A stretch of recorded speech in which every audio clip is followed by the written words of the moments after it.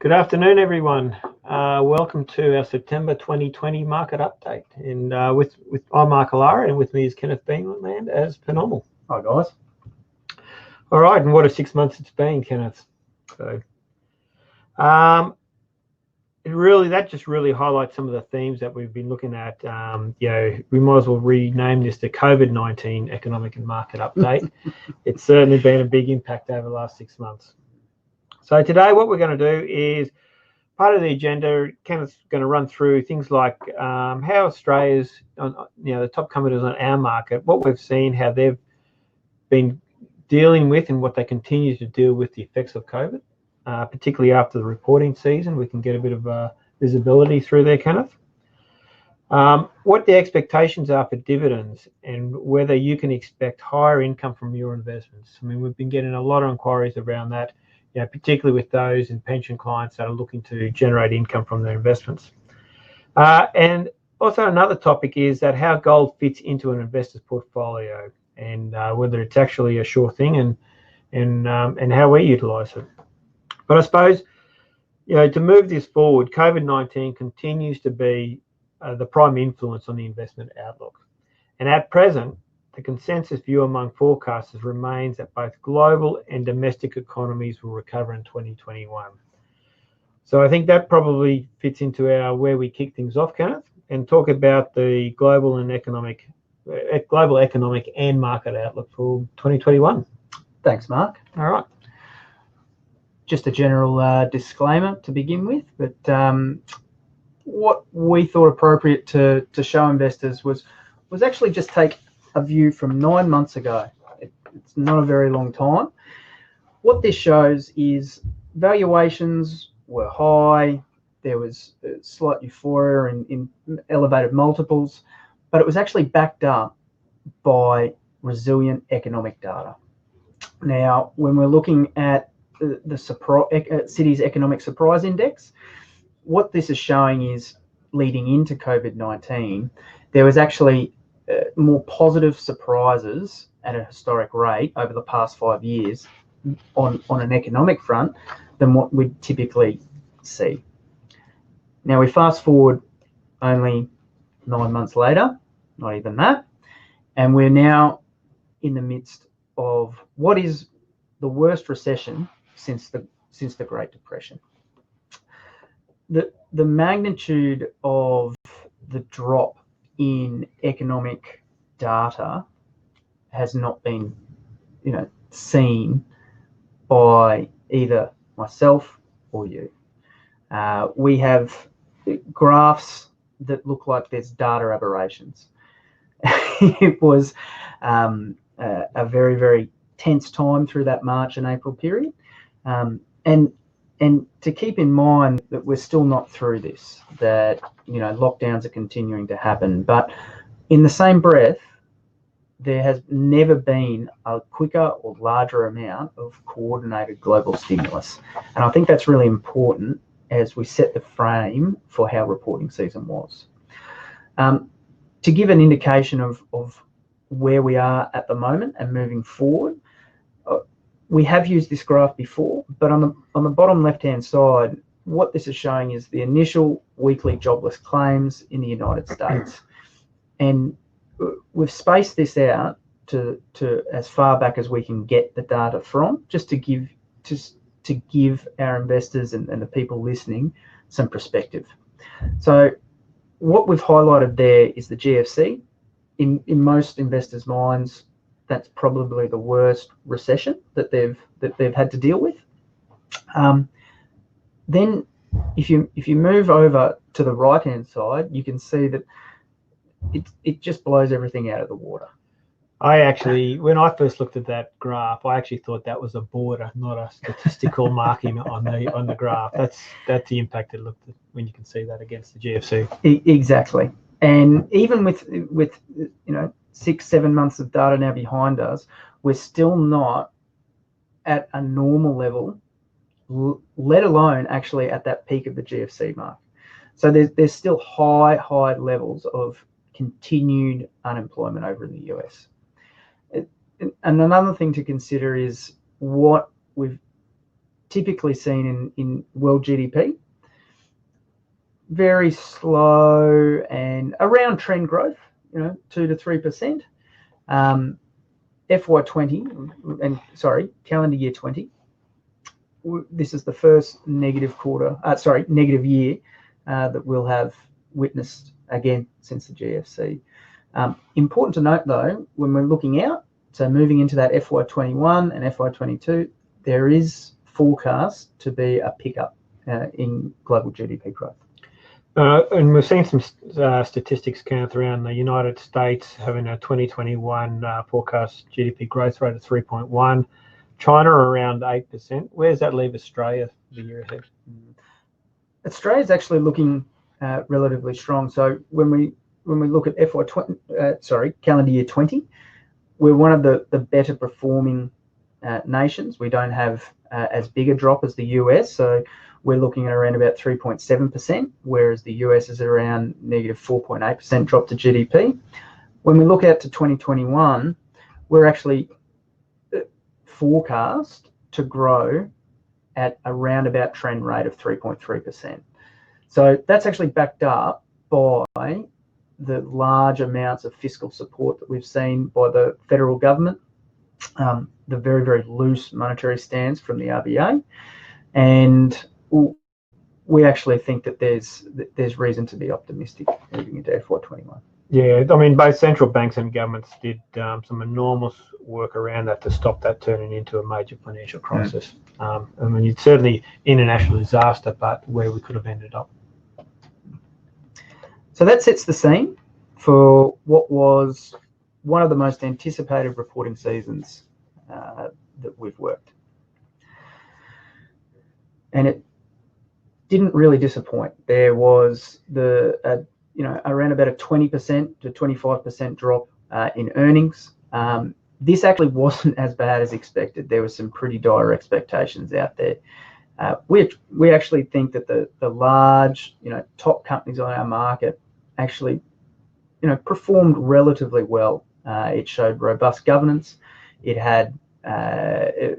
definitely had some support from the fiscal support that we've seen through, JobKeeper, JobSeeker, the term funding facility that the RBA had set up. So while it was looking pretty scary, what actually came to fruition was far better than anticipated. While the FY20, the current year that we've had to face was better, I think it is interesting to note the deterioration in earnings estimates for FY21 and FY22. That bottom left-hand graph, what you're looking at there shows that even in 2 years' time, with analyst expectations baked in, we're not back to those 2019 earnings levels. The step up is relatively quick. So we've got a 13% increase in earnings year on year, so FY20 to FY21, and then another 12% from FY21 to FY22. Clearly, this is a fluid situation. What will depend on us actually getting there is the liquidity staying around and the financial support and assistance from the governments until the economy can get back to its feet. Yep.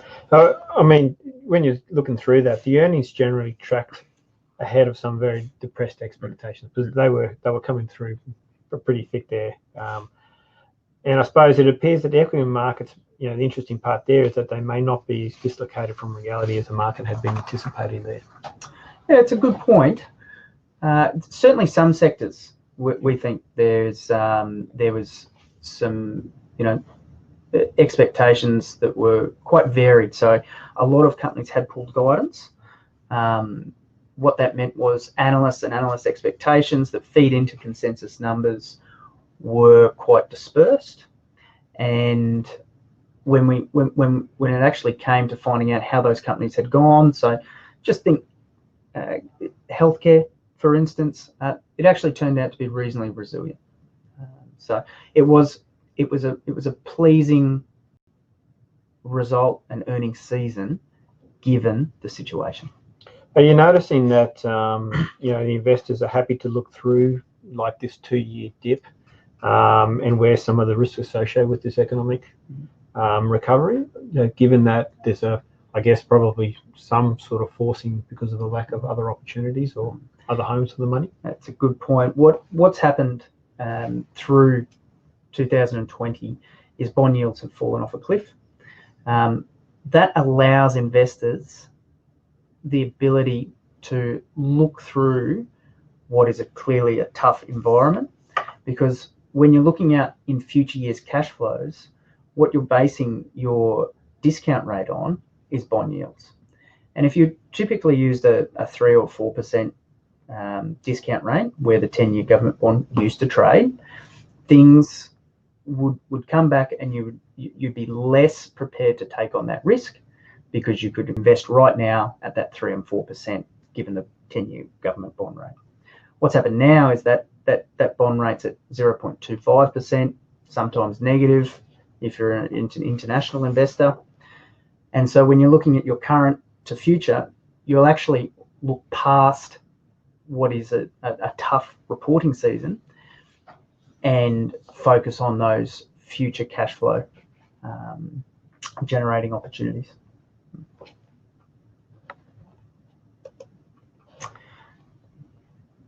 What we are fielding a lot of questions on is how companies are going to get through this. And we've taken this from our research department. What this shows is a timeline for the different sectors and how they're going to get back to those pre-COVID-19 earnings. So, things that should rebound relatively quickly or have been able to withstand: materials, healthcare, food and beverage. Pretty self-explanatory. As you move out, it's these sorts of markets that have those uncertain cash flows, and you're seeing the market discount. So when we look at utilities, this has been a very, very poor sector in the market. And it's because investors aren't sure on how they're going to receive their income or generate their returns. What we thought was interesting, though, is how the consensus, so the analysts, when they're when the companies reported, what happened to those FY21 earnings. You can see that materials and fund managers actually were very, very strong. These are some of the sectors that, only 3 or 4 months ago, you were getting bargain prices. Fund managers were sold off aggressively. They're high beta names. You would expect that in market turbulence. And what was really interesting was the materials sector. You would typically find that in a recession, demand for raw commodities would deteriorate quite rapidly. That has not been the case, and it's because we've seen such an expansionary policy from not just Australia, but really around the world.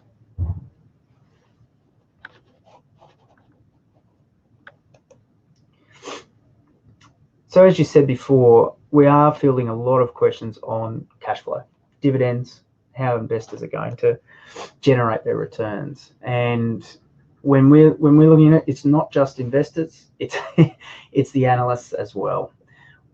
When we're looking at FY21, so next year's earnings, what I thought was a really salient graph was the average dispersion of estimates that you typically see over a 5-year period against what we're currently witnessing. And there's big sectors of the market where income-focused investors would typically go.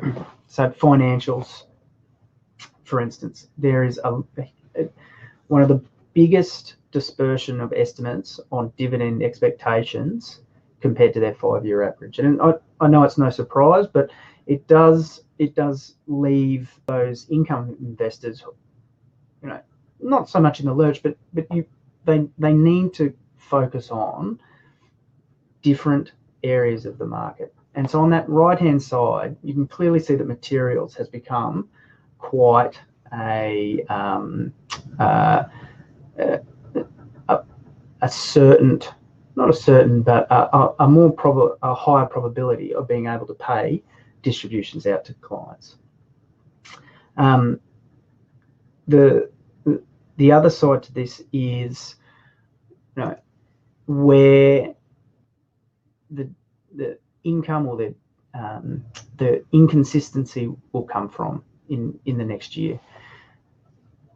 It's really, I know there's a lot on this page, but on the right hand side of the column, what you're really looking at is, again, those banks. There hasn't been an increase or an inline distribution payment. So it's a really standout sector where clients would typically go to or historically go to. Where we believe that there is some certainty around earnings and where investors may be better placed, you'll be looking at some REITs. Clearly not the retail sector, but when if you look at some of the industrials, Waypoint looks to us a standout opportunity. You can find technology stocks with a dividend yield, so Iris, and then you've got a pipeline operator, very large core blue chip company, APA. Yep. I think, Kenneth, one of the things that there's a standout there is that just over a quarter of the reported companies that paid a final dividend in FY19 maintain that or increase that as a final dividend in FY20. I think that's a telling stat that can summarise some of that picture there. Yeah, against historical standards, it's exceptionally low, particularly when you look at the Australian market, you look at the franking system that's in place. It is a huge part of our market, and it was a tough season to be an income focused investor.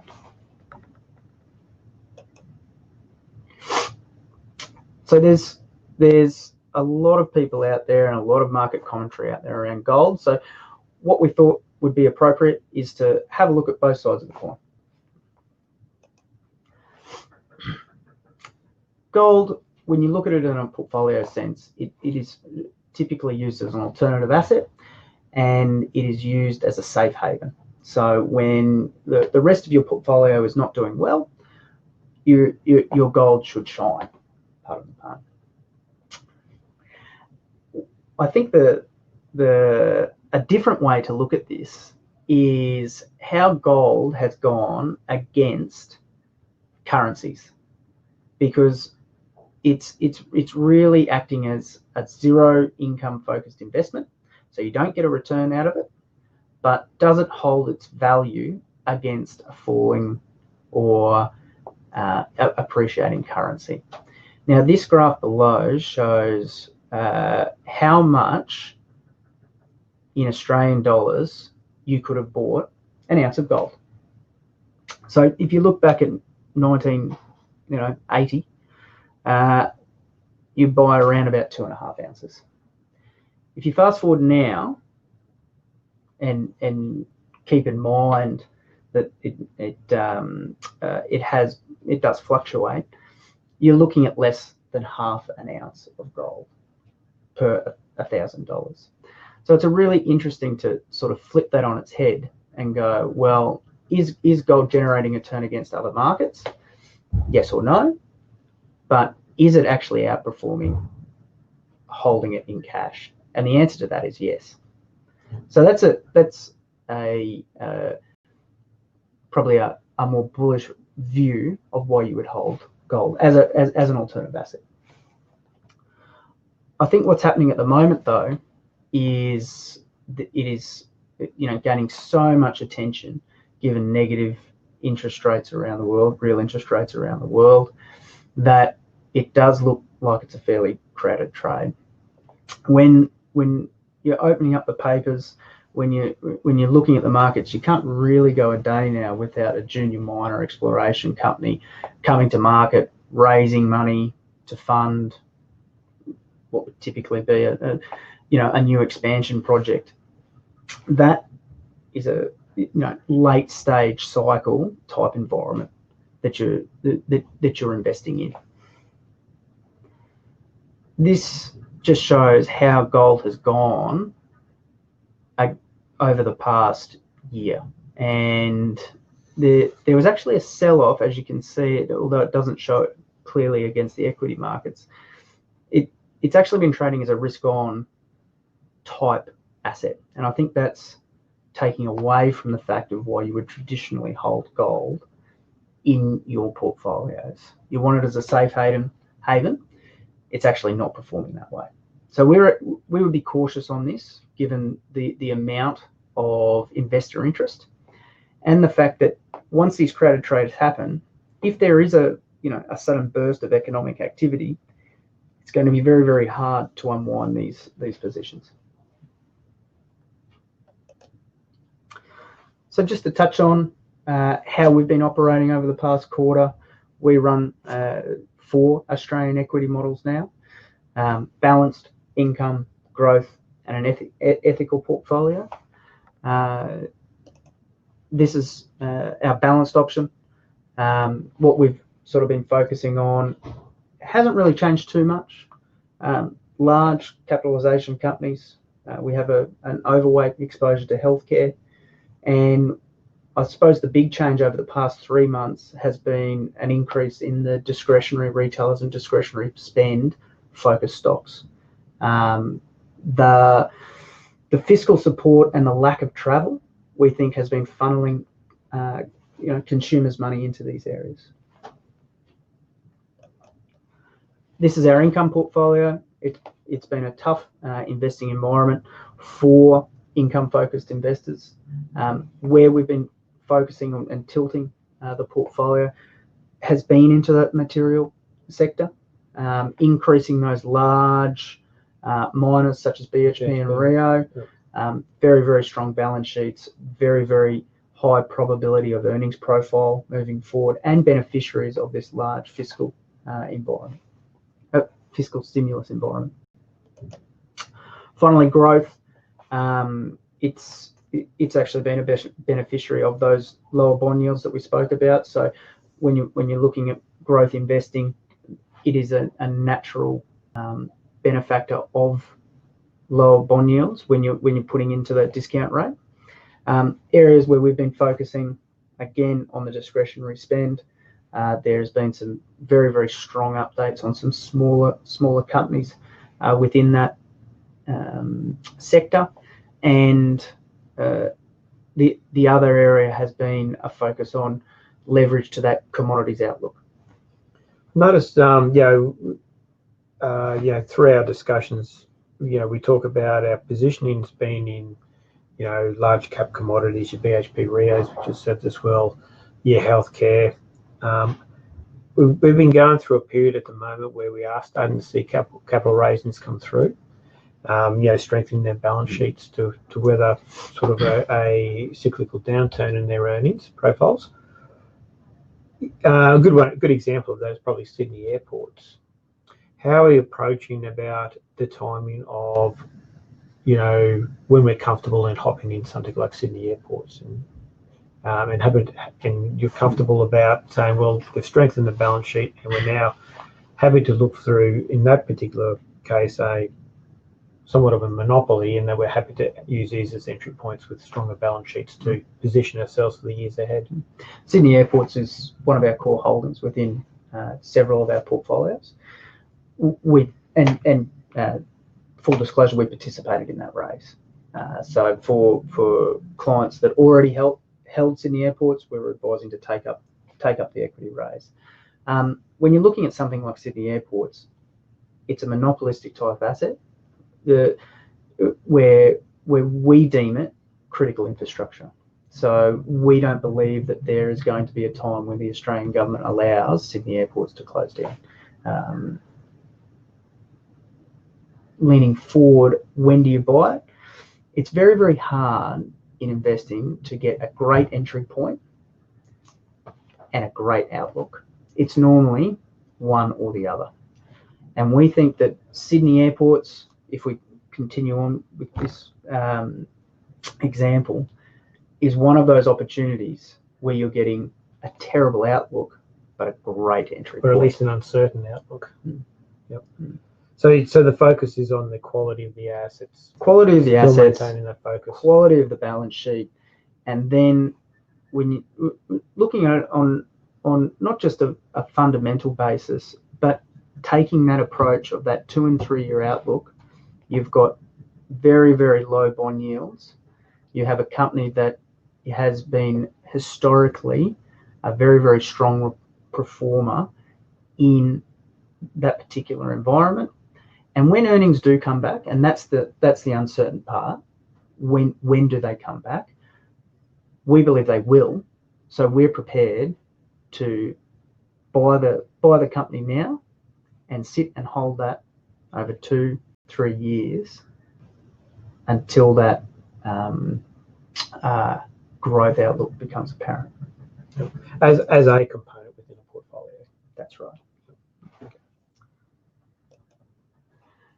So this is the ethical. Unfortunately, it's just started, so we don't really have a time frame to go off. However, the last quarter, which is something that we don't normally focus on, has been in line with the market. So what are we looking and focusing on moving forward? What I think is always appropriate to do is what we were focusing on in March. So this is the same slide that we produced in March, just to show you what, have things changed, what we're looking at, and has there been any differences? The top part, look, nothing has changed here. Keep your core exposures in large capitalization quality companies. Valuations are stretched. People are looking at those next 2-3 years. So if there is a hiccup, if it turns out that the analysts are wrong, you want to be confident in the large positions in your portfolio that they can weather these sorts of storms. So BHP, CSL, and Quay. Healthcare exposures, the above two, as well as Sonic, ResMed, and a global healthcare ETF. Again, it's been very, very strong in a very tough market. If there are pullbacks, such as we're seeing in ResMed at the moment, happy to buy and continue to hold for clients. Data usage increasing was part of our March update. I'd actually, and we are decreasing that exposure, particularly given the impressive runs of 2 of those stocks. What was a disappointing result was Telstra. This is one that we're looking at as a potential exit. So, they're always going to get some things wrong. Don't try and pick bottoms. Focus on slowly staging investments into the market. I just thought I'd put that's true in all occasions, but it's also true for tops as well. Don't try and think that the market's going to go up forever. Make sure you remain focused on your asset allocation and your equity portfolio structure. Avoid high beta names. Now, this is something that we changed within the last 6 months. We actually decided that with the liquidity that had been provided by governments and central banks, that the markets were changing. We wanted to increase leverage to that, and so we took an exposure in Magellan through that time. Continue to like large cap US exposure. They're at record highs now. We'd actually start to take some profits in that. Of course, these are core positions, so you wouldn't want to sell all your holdings. Shorter dated hybrid exposure. This is actually one of the better performing defensive instruments. It's probably a mistype there, not through COVID-19, but if you took that 6-month view to where we are now. So credit spreads have tightened. investors' confidence around the banks and banks' capital positions has strengthened, and you've seen that flow into the hybrid sector. What we're tending to focus on now is moving out those maturity levels. Yep. And then the last point was taking advantage of LICs and LITs, so listed investment companies and listed trusts at discounts. So when you do see large blowouts in markets, some of these trade at significant discounts to their net tangible assets. Those gaps have narrowed. And now what we're focusing on. Focusing on core portfolio holdings. BHP, Rio, we do have materials tilt at the moment. CSL and Sydney Airports, which we touched on. Healthcare exposure on pullbacks, very similar to what we were looking at in March 20, same 4 stocks. As I touched on through our model portfolio update, looking at increasing stocks and anything focused on that increased discretionary spend by the consumer. Stocks that we've mentioned there, there's two small, one's a mid cap now and a larger one. So Beacon Lighting, Motorcycle Holdings, small, AP Eagers or Eagers Automotive now, and Baby Bunting. Increased commodity demand, BHP, Rio, and a new addition there is ALS, for ALQ. And then where to focus on income and cash flow. APA, Waypoint, Rio, BHP, and a listed investment company, Metrics Credit Partners.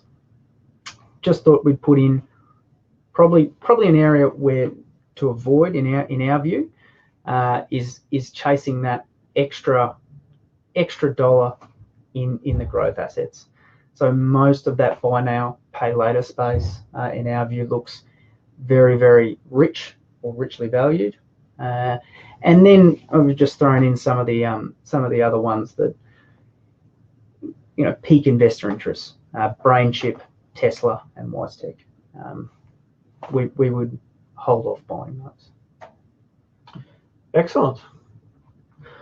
Well, thanks very much for tuning in.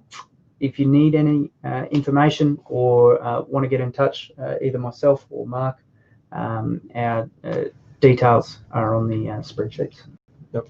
And I think one of the things to take away from this is, like we always look at there, you know, it just highlights how fluid a market is. So, you know, actively managing your positions that, you know, dovetails into market cycles and what's happening out there in, you know, specific company land. But also the asset allocation to deal with some of these volatilities that we've experienced over the last 6 months. All right. Well, thanks, Kenneth. As always, we appreciate you guys joining in and listening to our update. And, you know, if you wanted to talk directly, then we'd love to hear from you. Thank you.